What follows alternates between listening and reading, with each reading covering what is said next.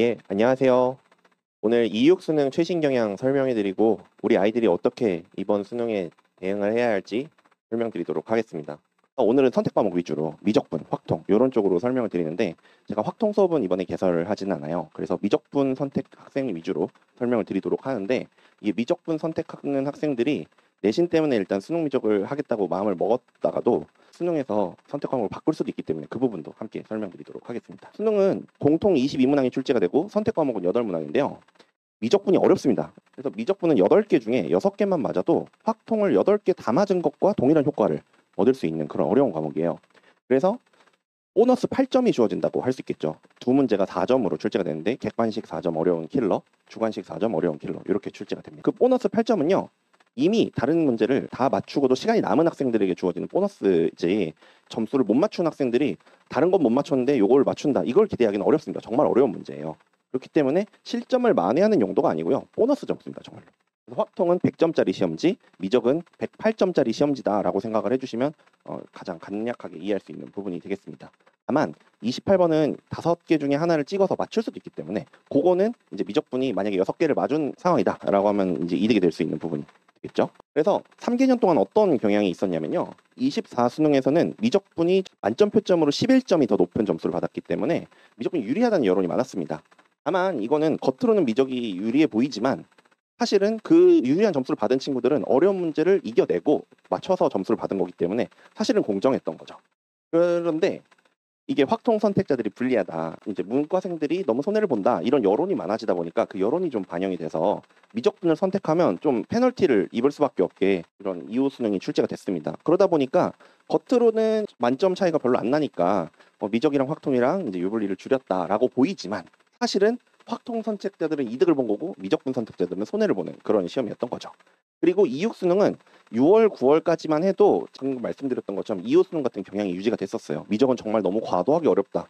확통은 이렇게 쉬워도 되냐? 라고 하는데 점수 차이는 얼마 안 나니까 확통을 고른 게 무조건 유리했던 거죠.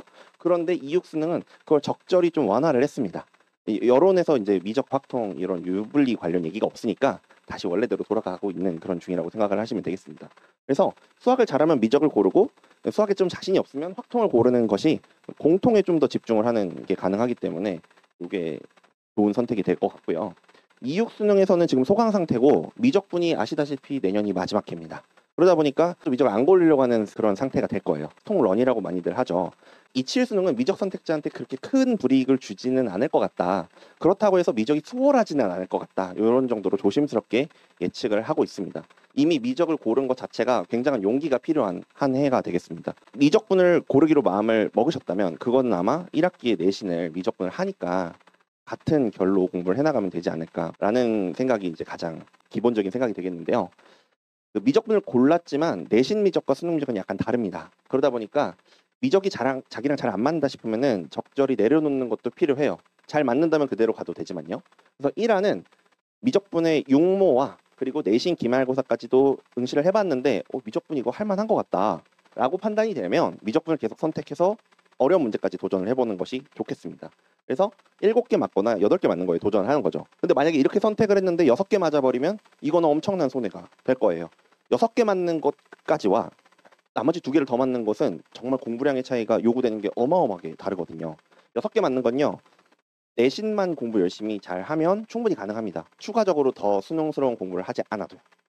그리고 2화는 미적분 내신 중간고사쯤까지 열심히 해봤는데 이게 잘 안 맞는 것 같다 싶으면 일단 내신은 임하고 있으니까 기말고사까지는 열심히 해야겠지요. 그렇지만 기말이 끝나고 나면 여름방학 때부터는 그때부터는 확통으로 전환을 하는 것도 고려해보는 게 괜찮을 수 있습니다. 그리고 3화는 미적을 버리기엔 아깝고 공부한 것이 또 확통을 고르기엔 너무 공부할 것이 새로 공부해야 되니까 부담스럽고 여름방학 때 다른 과목들도 많이 보완을 해야 되잖아요. 그러다 보니까 그럴 경우에는 8개 맞는다, 7개 맞는다 이런 목표를 잡기보다는 그냥 지금까지 배운 미적분의 계산 실력만 높이고 그냥 속도만 빨리게 해서 6개를 무조건 안정적으로 맞는다.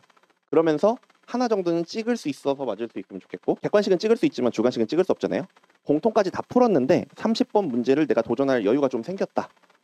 그런 경우에는 이런 선택이 절충안이 좀 될 수 있겠습니다. 그래서 현실적으로 사실 미적분 선택자들의 80% 이상은 본인이 원해서가 아니라 사의적으로 3안을 선택하게 돼요. 그렇기 때문에 그걸 미리 선택을 하면 할수록 기회 비용을 줄일 수가 있는 거죠.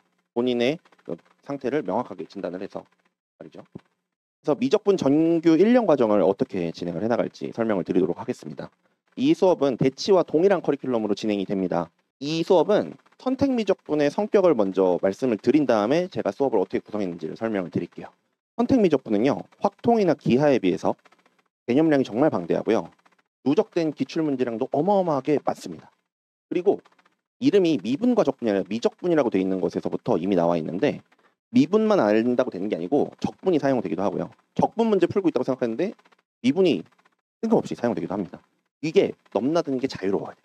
그런 것들이 뭐 중간 난이도 문제들이야 큰 상관이 없는데 미분은 미분만 쓰고 적분은 적분만 써서 그런데 조금 더 어려워지면 어려워질수록 그리고 연도가 더 뒷연도로 갈수록 연계적 사고력을 굉장히 강하게 요구를 합니다. 배우면 배울수록 아는 게 많아지면 많아질수록 연계가 강화되다 보니까 어려워집니다. 상반기 모의고사나 내신에서는 할만하다고 느낄 수도 있어요. 범위가 좁다 보니까 생각할 게 아무래도 한계가 있거든요.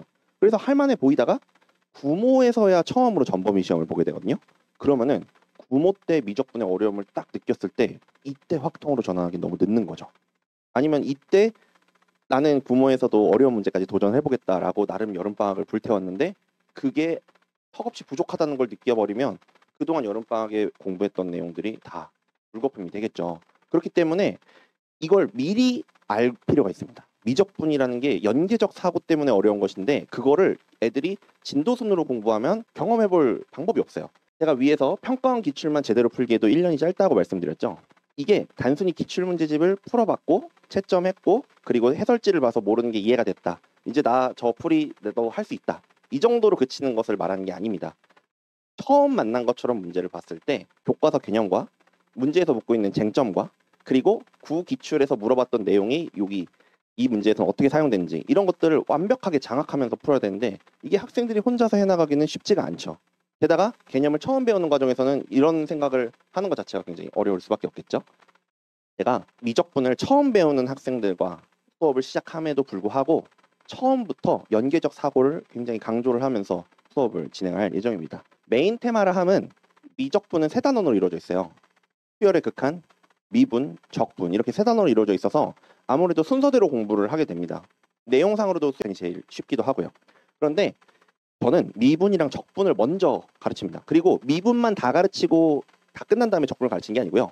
미분에서 제일 중요한 내용들만 쭉 짚어서 다루고 그 다음에 그거 배웠으면 적분을 다룰 수 있어서 적분 또 제일 기본적인 거 배우고 그거를 제가 1차 개념, 2차 개념 이런 식으로 설명하고 있는 게 이런 부분입니다. 처음 배웠을 때 알아야 하는 것, 그 다음에 적분까지 알고 나서 미분을 다시 봤을 때 알아야 하는 것 이런 것들을 중요도 순으로 공부를 한다고 생각하시면 되겠습니다. 그래서 12월 말에서 1월 초 동안은 메인 테마를 빠르고 정확하게 학습하는 데 목표를 둡니다. 지금 저희는 미적분을 처음 배운다고 가정하고 수업을 하는 거잖아요. 선행을 했어도 뭔가 그 자신이 없는 이런 학생들과 수업을 할 건데 경쟁자들은 미적분 선행을 뭐 3번 돌리고 기출을 뭐 5번 풀었다느니 이런 친구들과 대결을 해야 되거든요. 아무래도 미적분 선택자들은 수학에 좀 자신이 있고 수학에서 좀 가산점을 받으려는 친구들이 선택을 하다 보니까요. 그런 친구들을 대접하려면 저희는 가장 효율적인 방법을 택할 수밖에 없고 제가 선택한 방법은 바로 이것입니다. 돌림노래식 로테이션식 강의 구성이라는 것은 지난번에 개념을 배웠으면 그 문풀을 이제 다음 회차에 진행하면서 이제 그게 미분이었다면 적분 개념을 또 새로 배우는 식으로 4회차를 진행하고 5회차에서는 적분을 개념을 배웠으니까 적분 문풀을 한 다음에 미분은 조금 더 어려운 개념을 배워가면서 미분이랑 적분을 서로 넘나드는 거를 처음 배울 때부터 경험을 하게 구성을 한 것이죠. 그리고 이렇게 메인 테마에 대해서 미분 적분에 대해서 배울 걸 다 배웠다면 저희는 바로 평가원 기출을 연도순으로 학습을 해나갈 예정입니다. 아이들이 미분 적분을 몰라가지고 기출을 못 푸는 상황이 될 수밖에 없거든요. 수열의 극한까지만 공부한 상태에서 미분을 배우고 적분을 배우다 보면. 그래서 1월 중순부터 2월 중순까지는 메인 테마는 연도순으로 2년씩 풀게 됩니다. 미분과 적분을 넘나들면서 그 해 2008년에는 2009년에는 고3들한테 미분과 적분을 무엇을 물어봤는지 이게 2회씩 계속 공부를 해나가는 거죠. 이게 2회씩 가능한 이유는 이때는 미적분이 지금처럼 어렵지 않았어요. 대신 범위가 엄청 많았기 때문에 그랬던 것인데 지금은 범위가 좁아서 미적분을 어렵게 묻는 감이 있는 거죠. 그래서 이때는 2년씩 공부를 하고요. 서브 테마, 아까 수열의 극한을 빼먹었고 그리고 제가 메인 테마에서 미분과 적분의 연계성 이런 얘기를 드렸는데 미분의 세부 테마가 있고 적분의 세부 테마가 있어요. 이런 부분들은 조금씩 배워나가면서 요 메인 테마의 연도를 따라잡는 방식으로 세부 주제를 추가로 학습을 하게 됩니다. 그래서 메인 테마는 큰 줄기를 쭉 미분과 적분이 넘나드는 이런 공부를 해나가면서 난이도가 점점점 오르게 됩니다. 평가원 기출은 연도가 누적되면서 어려워지거든요. 그리고 서브 테마들을 학습을 해나가면서 미적분에서 다루지 않았던, 처음에 메인 테마에서 다루지 않았던 내용들을 격가지를 쳐나간다라고 보시면 되겠습니다. 그 다음에 메인이 점점 어려워지게 되면 이제 1년치씩 공부를 하게 됩니다. 미적분을 이제 2년씩 공부하기에는 난이도가 꽤 올라가게 돼요. 메인 테마는 1년씩 하면서 서브 테마 중에서도 정말 디테일한 내용들을 다 마무리를 짓고 개학을 하게 될 예정입니다. 개학 전에 미적분 전범위에서 안 배운 내용은 없어야 하겠죠. 수능 기출로만 계속 진행이 된다고 보시면 되겠습니다. 3월 들어가기 전까지요. 상반기가 되면 3월부터는 아이들이 이제 내신 위주로 좀 공부를 하고 있겠지만 제 수업은 수능 대비 정규 수업으로 연설이 되어 있기 때문에 수능에만 맞춰서 진행을 하게 됩니다. 이때부터는 아까 말씀드린 것처럼 상반기에는 6모까지는 적분이 출제되지가 않습니다. 그래서 적분이 또 내신 중간고사에서도 출제되지 않는 경우가 대부분이거든요. 적분 공부는 상반기 동안은 중단을 합니다. 아이들이 어차피 기말고사 때 내신 대비하면서 적분 공부를 하게 될 거거든요. 그때 적분을 감을 살린 상태로 저는 7월부터 적분을 다시 할 건데, 적분을 제외한 모든 내용들을 월별 모의고사 진도에 맞춰서 꼼꼼하게 학습을 하신다고 보시면 되겠습니다. 그래서 6모 전까지 평가원 기출을 1회독이 되어 있고, 뒷연도를 공부할 때는 앞연도에서 공부했던 문제 중에 우리 이런 거 공부했었고 이거의 생각과 동일한 방법으로 풀린다, 이런 것들을 설명을 드리면서 반복 학습을 수차례 하게 된다고 설명드리면 될 것 같네요. 그리고 하반기에는 아이들이 미적분만 공부하는 것이 아니고 내신이 끝난 상태거든요. 여름방학이 되게 되면 공통도 이 정규반에서 같이 진행할 예정입니다. 이때는 제가 적정 난이도 풀 세트 모의고사를 100분 제고 푸는 걸 계속 시킬 거예요. 학생들이 기출문제를 조각으로 풀 때는 꽤 할만하다고 느껴요.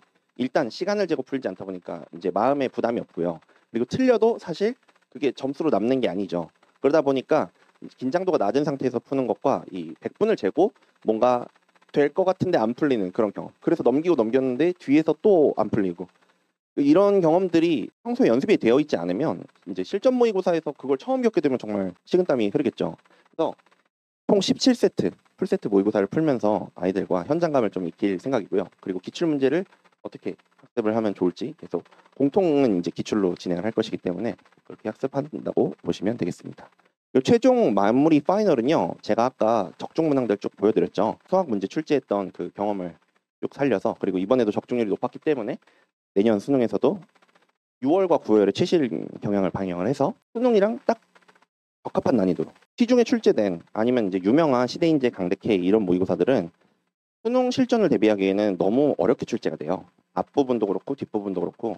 그래서 저는 제가 학생들이 실전에서 5회분을 풀었던 걸 수능장 갔더니 동일한 난이도의 문제가 나왔다, 이렇게 느껴지는 정도로 실전 난이도에 부합하게 출제할 예정입니다.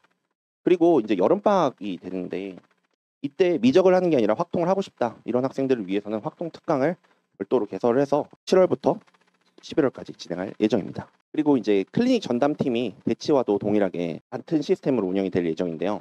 학생들이 수업 내용을 단순히 듣는 것을 넘어서 완전히 자기 것으로 만들기 위해서는 배부된 숙제들이 자기 스타일대로 잘 풀려나가고 있는지, 혹시 좋지 않은 습관은 없는지, 그런 것들을 교정해 나가면서 공부를 해야 되거든요.